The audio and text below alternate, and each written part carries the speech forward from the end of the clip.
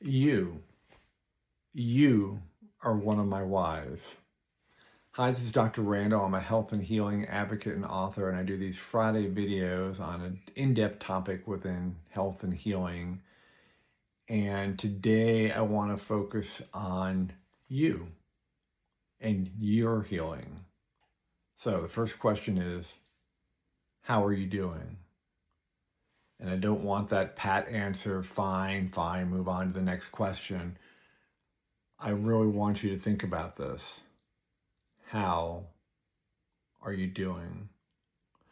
One of the biggest struggles I have with this topic in my first book, which I titled Triumph Over Trauma, because I thought this would be so motivating to people. And what I discovered is that people often don't want to label themselves as having experienced trauma. And yet studies show that the vast majority of us have experienced trauma in our lives. And so the first step in a healing journey is simply acknowledging that fact. Now, you might not remember that trauma. You might have glossed that trauma over. You might be from a family that swept things under the rug like mine did. So it might take a little bit of digging, but let me give you some ideas of things to look for if you think you've never experienced trauma, or even if you have, that it hasn't affected you. Because trauma affects us all differently. For example, are you a workaholic? I was for many years, and that's sometimes seen as a positive thing. But the problem with workaholics is there's always a crash that happens because we are driving ourselves to succeed, because we don't want to look in the rearview mirror and see that trauma or face that trauma. So workaholic is definitely an example. Are you a hoarder or collector of things? And if you have a storage unit or a whole separate building or something like that, or you can't walk through your house, then yes, you are a hoarder, and it probably stems from trauma.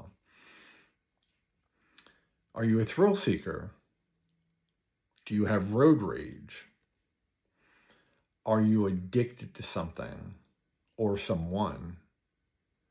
These addictions can be gambling, drugs, food, shopping, porn, sex, social media. So many things we can be addicted to. This does not need to be your life. You do not have to live a life tied down by this trauma.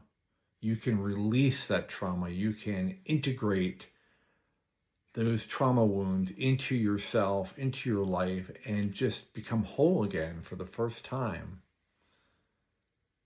So, how can you break through? The first step is simply just acknowledging that something is not right. For example, for me, I knew I was sexually assaulted by a priest, but I ignored earlier trauma in my life. My father was an alcoholic who had pretty wild mood swings, and so you never knew which person you were going to get. But I glossed that over. Oh, it's just kind of normal. A normal parent that, blows up and starts handing out punishment for no reason, pretty severe physical and mental punishment. But I glossed that over because I thought, well, that's just normal.